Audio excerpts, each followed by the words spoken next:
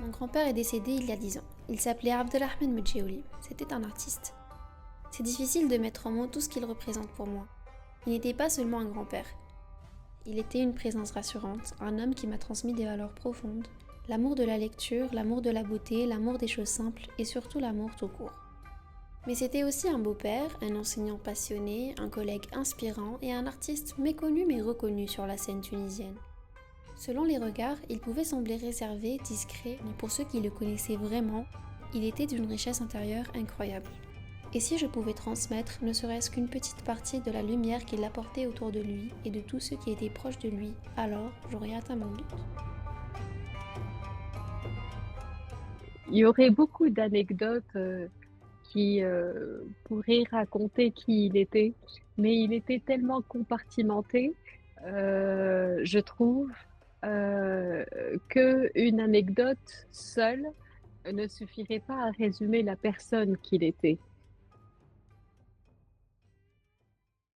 C'est mon beau-père, en fait. Ma mère s'est mariée avec lui en 86 ou en 87.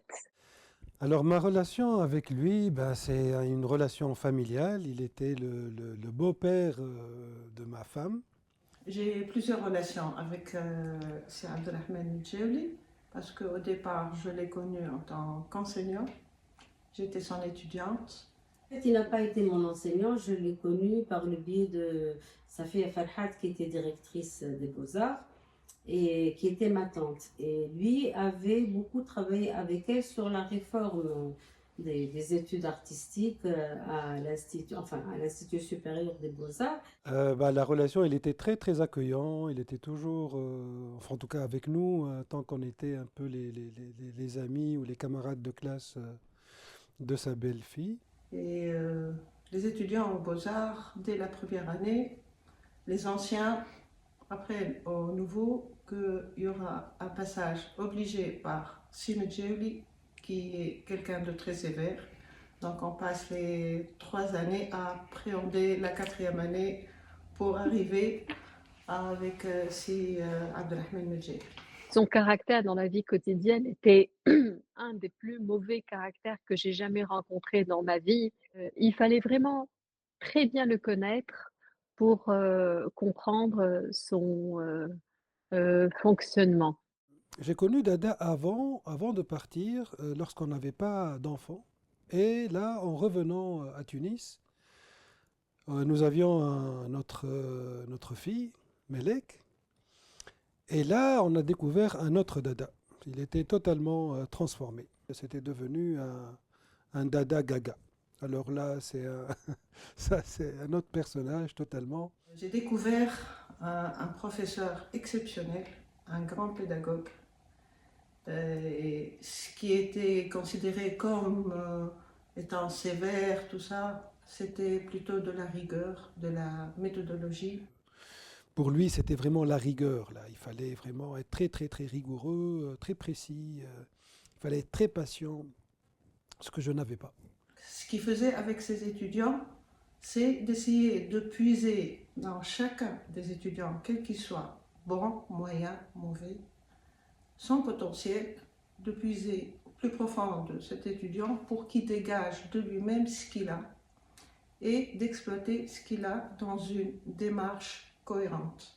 Il était très intéressé par la politique aussi, la situation politique nationale mais aussi internationale, qu'il suivait avec beaucoup d'intérêt. Je me souviens toujours des journaux qu'il achetait quotidiennement, qu'il mettait sous le bras en rentrant à la maison. Et il a créé un très très grand tableau qui s'appelle La guerre d'Irak dans les années 90 au moment de la guerre d'Irak. Le seul tableau à ma connaissance en noir et blanc, lui qui utilisait beaucoup les couleurs. Et je sais qu'il y a eu plusieurs périodes dans son travail.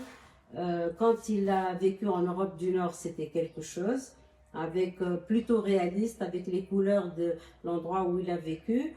Après, en Tunisie, j'ai découvert ses peintures qui étaient assez inspirées de l'histoire de l'art contemporain, l'histoire de l'art occidental, évidemment. Et après son décès, j'ai découvert ses dessins.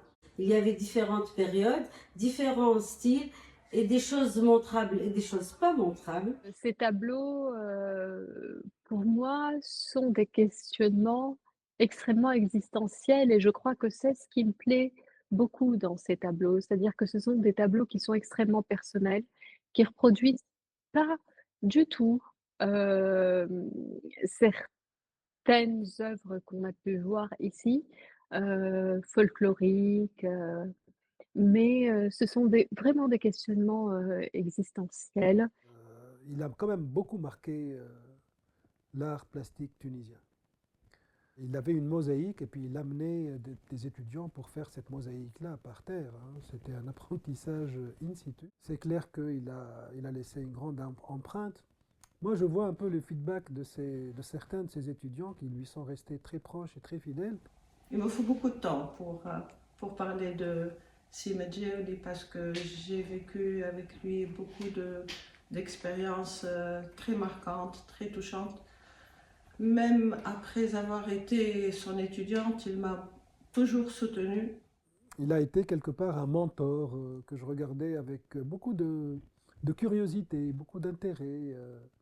L'héritage, humain qu'il laisse, pour moi, est assez immense, en fait, parce que, je crois que c'était un homme extrêmement humaniste qui m'a fait beaucoup réfléchir. Si Abdelrahman était quelqu'un comme beaucoup d'autres qui, je ne dis pas qu'il n'a pas eu de chance, mais qui aurait pu avoir une vie beaucoup plus épanouie, une meilleure visibilité parce que bon, son travail est intéressant, mais il ne l'a pas laissé, il n'a pas laissé, comment dire, percer à ce côté de lui-même. Et je pense que c'est dommage que de son vivant, il n'ait pas eu plus de visibilité et plus de reconnaissance, voilà, de reconnaissance de la part de ses pairs et des autres. Alors quand il créait, oui, il avait toujours l'habitude d'écouter une chanson et c'était la chanson d'Oum Kalthoum.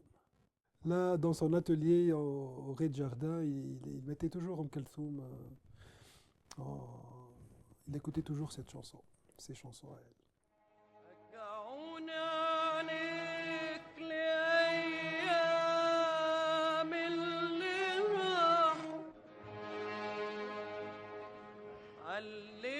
علمونا ندم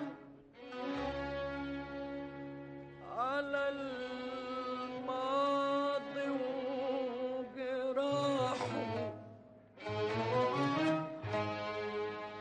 اللي شفته قبل ما تشوفك عينيا عمري ضايع يحسبوا ازاي عليا